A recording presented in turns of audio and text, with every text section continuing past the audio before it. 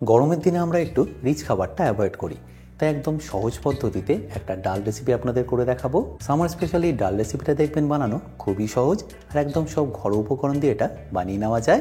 আর তাছাড়াও রেসিপিটা পারফেক্টলি করার জন্য সাথে থাকবে অনেক tips and tricks. By the way, আমি শেফ অতনু, আপনারা দেখছেন অতনু রান্নাঘর। আর আজকে আমাদের রেসিপি হায়দ্রাবাদি খাট্টি ডাল। তাহলে এই হায়দ্রাবাদি ডাল বানানোর জন্য আমি এখানে নিয়ে নিয়েছি অড়হর ডাল 300 গ্রাম, যেটাকে দেখুন আমি খুব ভালো করে আগে থেকেই ধুয়ে নিয়ে ভিজিয়ে রেখেছিলাম মিনিমাম আধ ঘন্টার জন্য। এটা বেশি ভালো হয় তুর ডাল বা অড়হর ডাল দিয়ে, বাট আপনারা চাইলে কিন্তু এটাকে মুগ ডাল দিয়েও করে নিতে পারেন। ব্যাস, এবার এটাকে আমি ডাইরেক্টলি বয়েল করে নেবো। তার জন্য একটা প্রেশার কুকার নিয়ে আমি ডাইরেক্টলি এখানে ডালটাকে দিয়ে দিচ্ছি সেদ্ধ করার জন্য।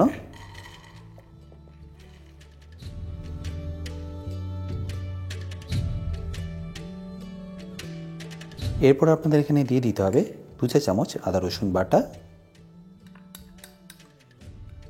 তার সাথে ঝালের জন্য যাবে কয়েকটা কাঁচা লঙ্কা। আচ্ছা, এরই সাথে আমি এখানে 4 থেকে 5টা টমেটোকে রাফলি কেটে দিয়ে দেবো।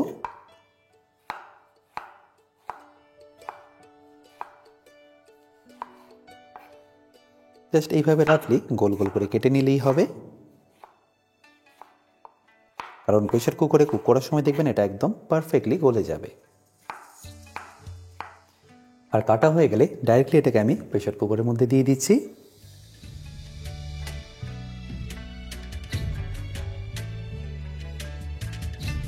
আচ্ছা, এবার এখানে কিছু মশলা আমি দিয়ে দেবো।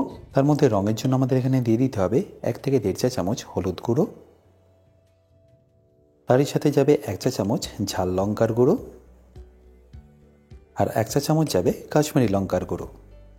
আর এরপর যেটা আপনাদের অবশ্যই দিয়ে দিতে হবে সেটা হলো স্বাদ মতো নুন। তারপর পরিমাণ মতো জল দিয়ে এখানে একটা সিটি দিয়ে দিন।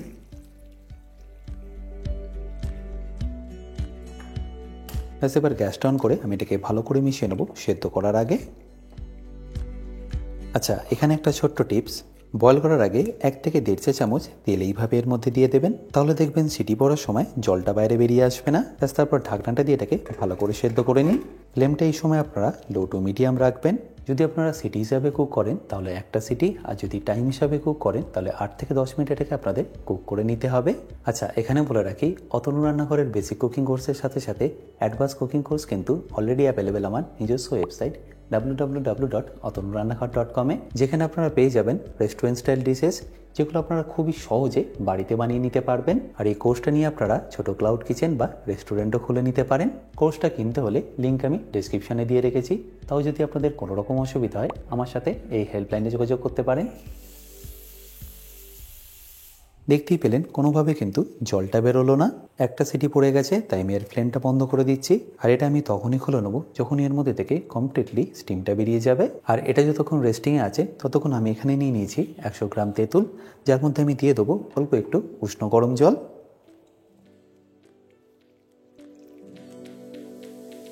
যার মধ্যে পাল্পটাকে আপনাদের ভালো করে একটু গুলে নিতে হবে। ঠিক এইভাবে হায়দ্রাবাদি খাট্টি ডাল বা টক ডালে এটা কিন্তু অবশ্যই যায়, তাই চেষ্টা করবেন এই তেঁতুলের টকটা ব্যবহার করার। আর যদি দেখেন একান্তই না পান, সেক্ষেত্রে আপনারা লেবুর রস ব্যবহার করতে পারেন। কোন স্টেজে এটাকে আপনাদের ব্যবহার করতে হবে সেটা আপনাদের নিশ্চয়ই জানাবো। আপাতত এটাকে আমি সাইডে রেখে দিচ্ছি। আর এটার থেকে যখন স্টিমটা রিলিজ হচ্ছে ততক্ষণ আমি এটাকে সাইডে রেখে দিচ্ছি। আর এরই সাথে সার্ভ করতে পারবেন এরকমই একটা সহজ জিরা রাইস রেসিপি আপনাদের করে দেখাচ্ছি। আচ্ছা, জিরা রাইসটা বানানোর জন্য আমি এখানে এবার গ্যাসটাকে অন করে নিচ্ছি। আর ফ্রাইং প্যানটা একটু গরম হয়ে গেলে আমি এখানে দিয়ে দেবো ঘি। আপনারা চাইলে এটাকে তেল দিয়েও বানিয়ে নিতে পারেন। আর ঘিটা যখনই দেখবেন একটু গরম হয়ে গেছে তখন এখানে দিয়ে দিতে হবে 1 বড় চা চামচের গোটা জিরে, তারই সাথে কয়েকটা কাঁচা লঙ্কা আর সামান্য একটু ধনেপাতা। এবার যখনই দেখবেন এই সব কিছু ভালো করে ক্র্যাকেল হচ্ছে তখন এখানে দিয়ে দিন সেদ্ধ করে রাখা বাসমতি রাইস। তারপর ফাইনালি 1/2 চা চামচ চিনি আর স্বাদ মতো নুনটা দিয়ে মিশিয়ে নিলেই আপনাদের জিরা রাইস কিন্তু পারফেক্টলি রেডি। আপনারা দেখতেই পেলেন এটা বানানো কতটা সিম্পল। এই ডালটার সাথে খেয়ে দেখবেন এটা দারুণ সুন্দর লাগবে।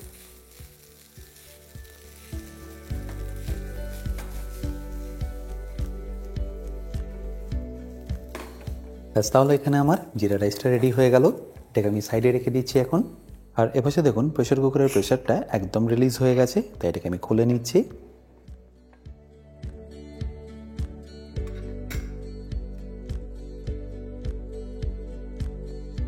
আশা করি নিশ্চয়ই বুঝতে পারছেন এটা কত পারফেক্টলি সেদ্ধ হয়েছে। এবার এটাকে আমি একটু ভালো করে ম্যাশ করে নেবো। আমি এখানে এটাকে একটা উডেন ল্যাডেল দিয়ে করছি, আপনারা চাইলে হুইক্স বা হাতা দিয়েও ইজিলি করে নিতে পারেন। এই ডালটা কিন্তু একটু ঘন ঘনই ভালো লাগে। তাহলে দেখতে পাচ্ছেন ডালটা আমার এখানে ভালো করে ম্যাশ করা হয়ে গেল। এবারে তরকাটা দেওয়ার জন্য আমি এখানে কড়াই নিয়ে নিয়েছি আর তারপর গ্যাসটাকে অন করে নিচ্ছি।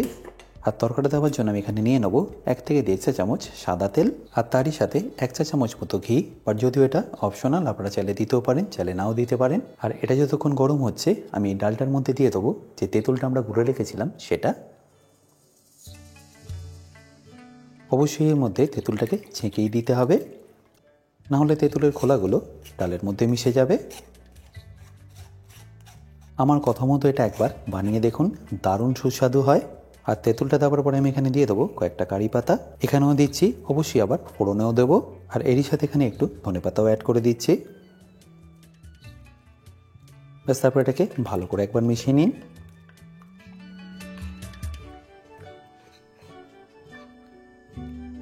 আর এবার সাথেক্ষণে তেল আর ঘিটাও গরম হয়ে গেছে, তাই এখানে আমি ফোড়ন হিসাবে দিয়ে দিচ্ছি 1 চা চামচ কালো সর্ষে, তারই সাথে 1/2 চা চামচ জিরে, 2টো শুকনো লঙ্কা, 15 থেকে 20 কোয়া রসুন আর সবশেষে কয়েকটা কারি পাতা। ব্যাস, তারপর এটাকে ভালো করে একবার মিশিয়ে নিন।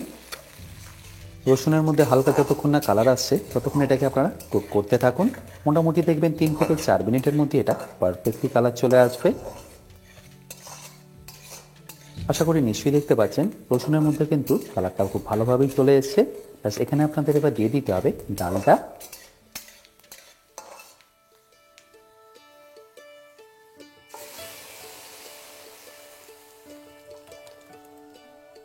আর ডালটা দেওয়ার পর এটাকে আপনাদের ভালো করে একবার মিশিয়ে নিতে হবে। তাহলে দেখতেই পেলেন এটা বানানো কতটা সিম্পল। ব্যাস, এবার এটা একবার ভালো করে ফুটে গেলেই ডাল কিন্তু আপনাদের পারফেক্টলি রেডি। আচ্ছা, এই স্টেজে আপনারা অতি অবশ্যই নুনটা একবার চেক করে নেবেন, যদি মনে হয় কম আছে তাহলে অ্যাড করে দেবেন।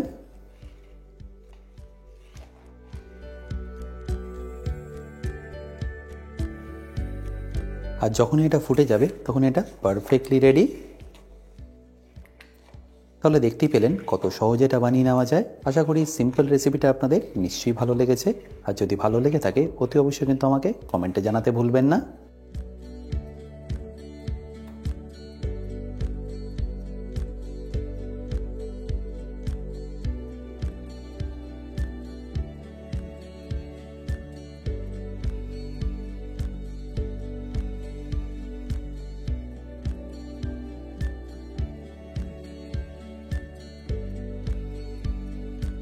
বাই দ্য ওয়ে, আমি শেফ অতনু, আপনারা দেখছিলেন অতনু রান্নাঘর। দেখা হচ্ছে আপনাদের সাথে একটা নতুন রেসিপি নিয়ে নেক্সট এপিসোডে। ভালো থাকবেন, সুস্থ থাকবেন।